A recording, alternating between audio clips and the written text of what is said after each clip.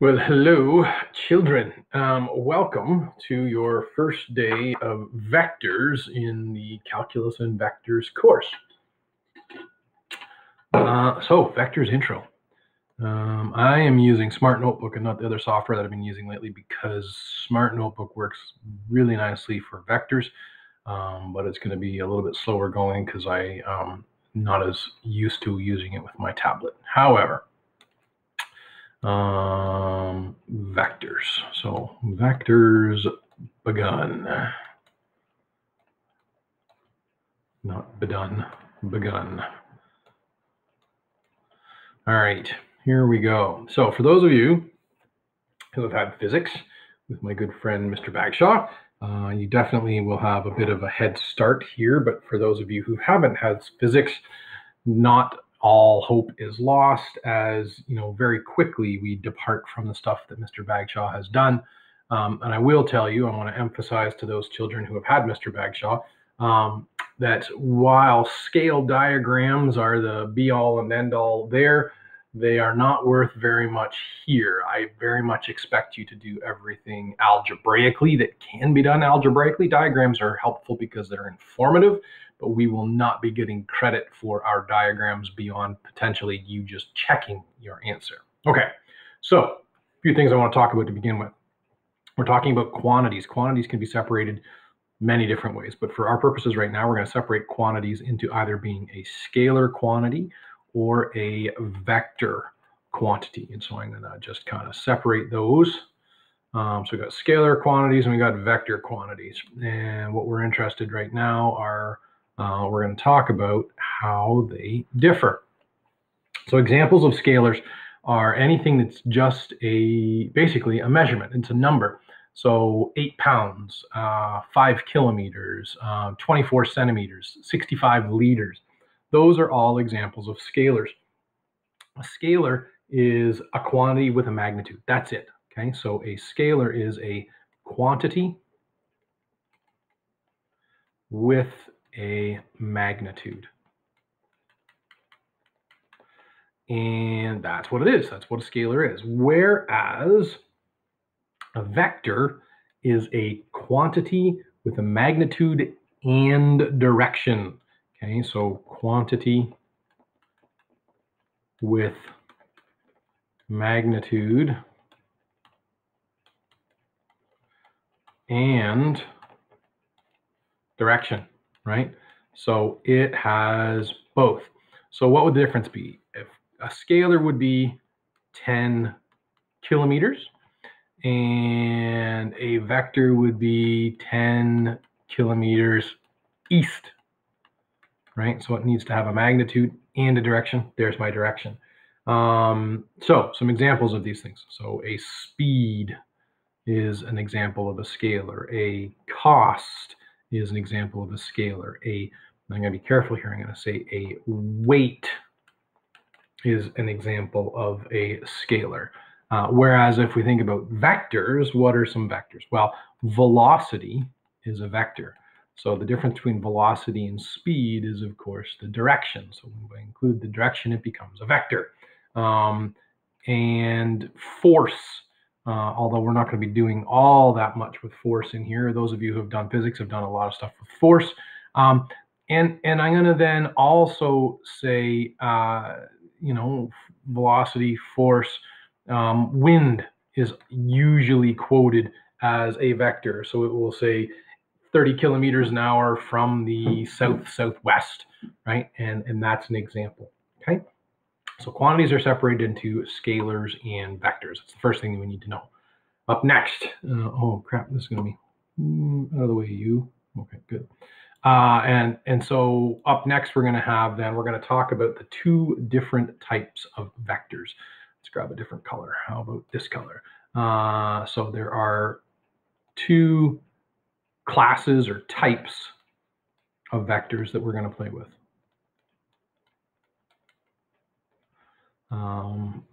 And they are separated into a geometric vector and an algebraic vector. And while we play with both, certainly in this course, we end up doing much more with algebraic vectors, simply because once we get into 3-space vectors, which is not very far away, algebraic vectors are going to be easier to use, as it's pretty hard to represent 3-space vectors on paper geometrically, but we will do it. Okay, so a geometric vector is going to look like, and this is why I wanted to grab this. I'm going to say U, and I'm going to grab a color just because I can. So here is a geometric vector. Okay, so a geometric vector tracks a bunch of different things. So I would call this U hat. That's thicker line than I want it to be. So vectors, when we're labeling vectors, we normally include an arrow over top to indicate that this is a vector. So the arrow can be drawn, and it depends. Sometimes it is drawn with a full arrow like that, but more often than not, we only do it with one little tick just to, I think, expedite the writing of it. And so that is a U vector. Now there are components, well, I'm going to be careful. There are pieces to this U vector. What we have down here is known as the start of the vector, or sometimes it is called the tail of the vector. And you might think, well, do we start at tail? I don't know. And then up here, we've got the finish of the vector, and it's known as the head of the vector. Okay, and so there it is. This is a geometric vector.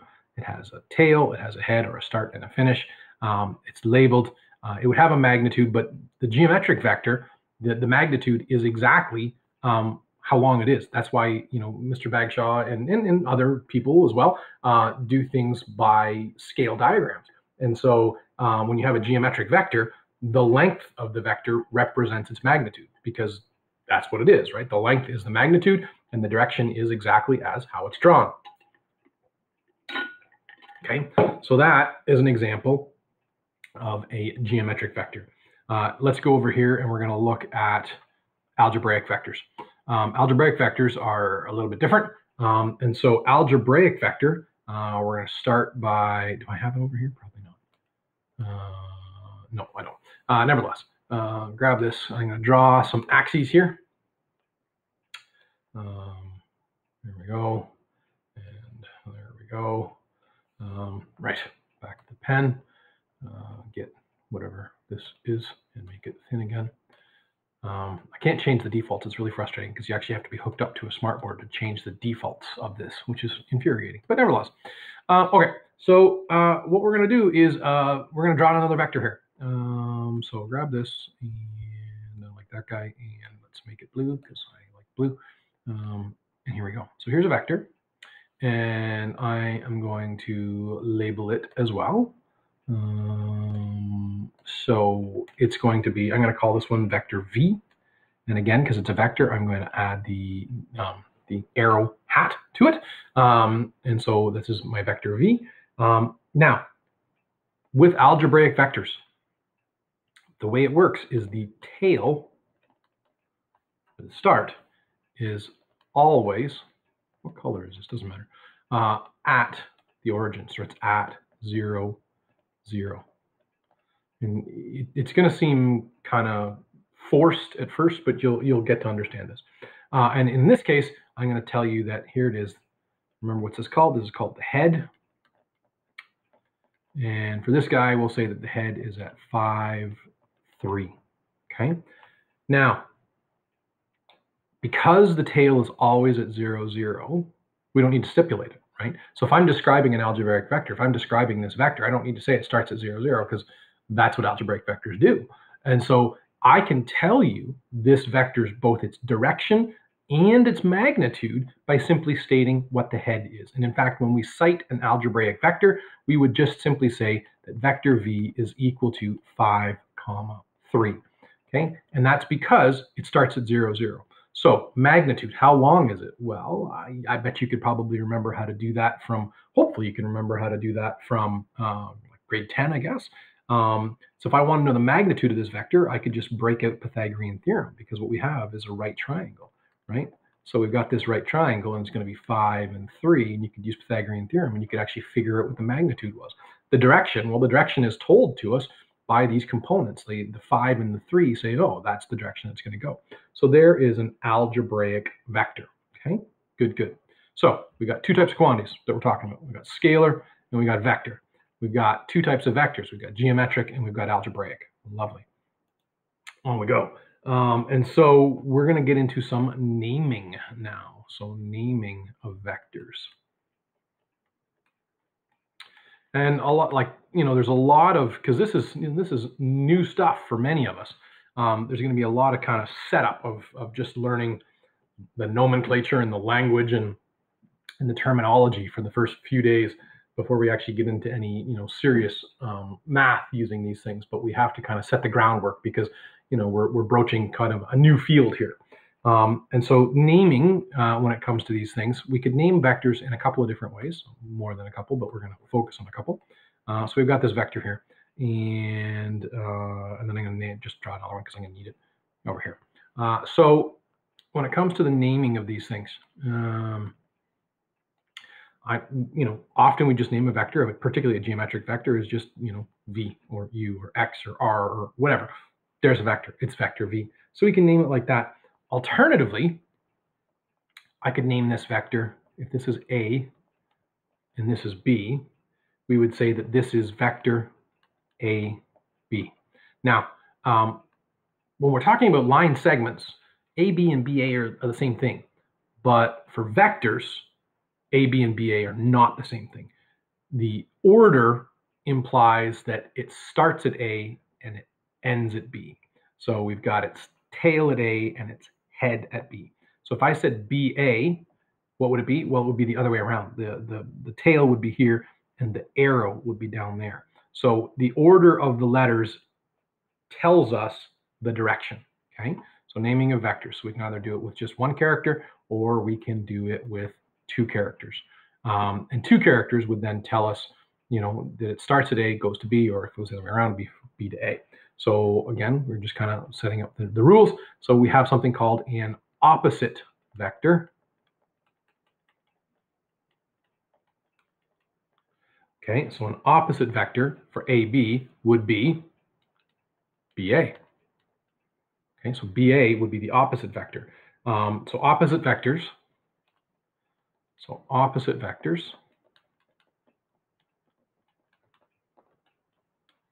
have the same magnitude, so it's the same length,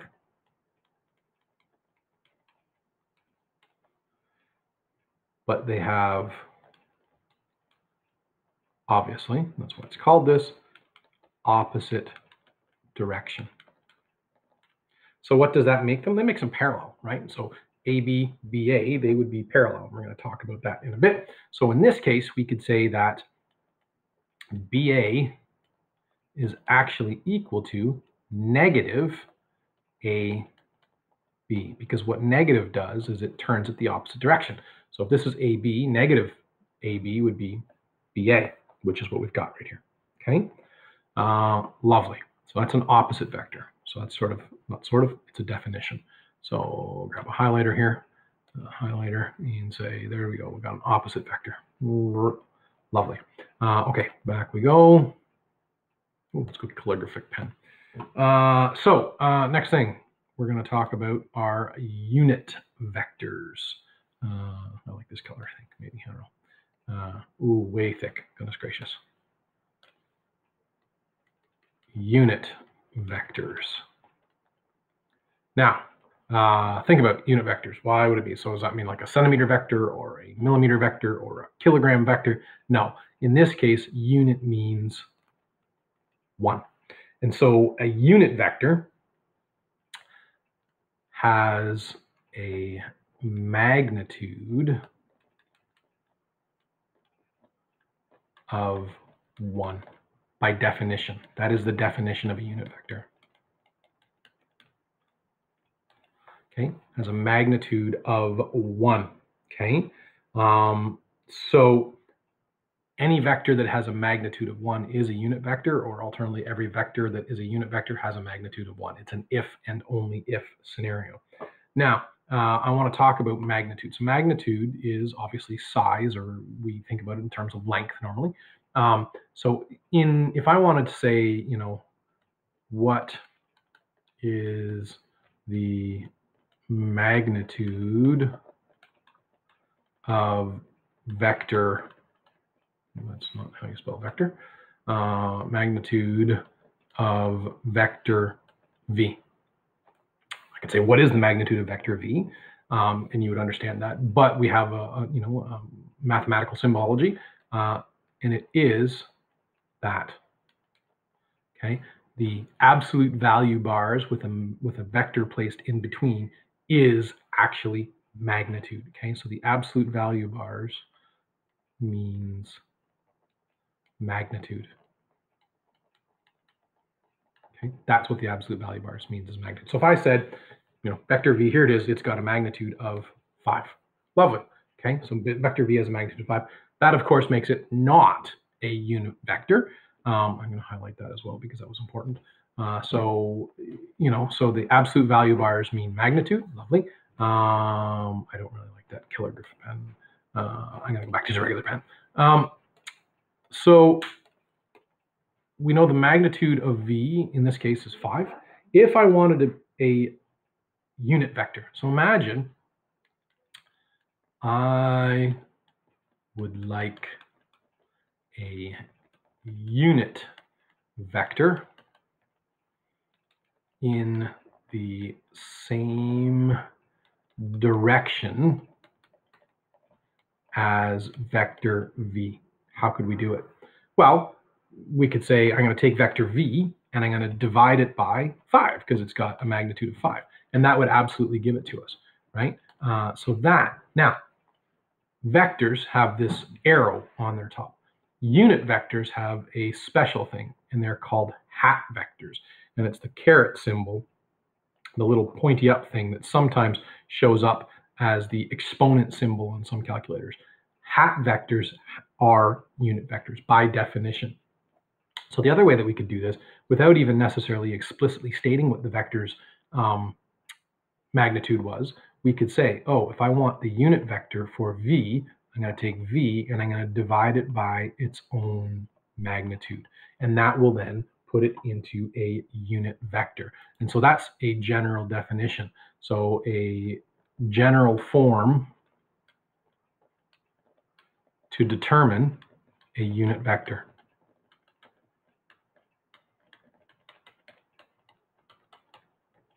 Okay, and that would be given any vector, whatever, vector m.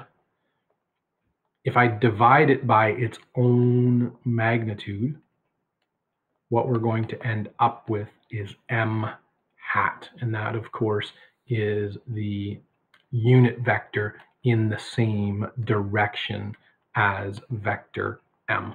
Okay, so that's important. Lovely. Okay, so again, we're just kind of laying some groundwork. I'm going to pause it there, and we're going to pick up, and I'm going to post another video today as well.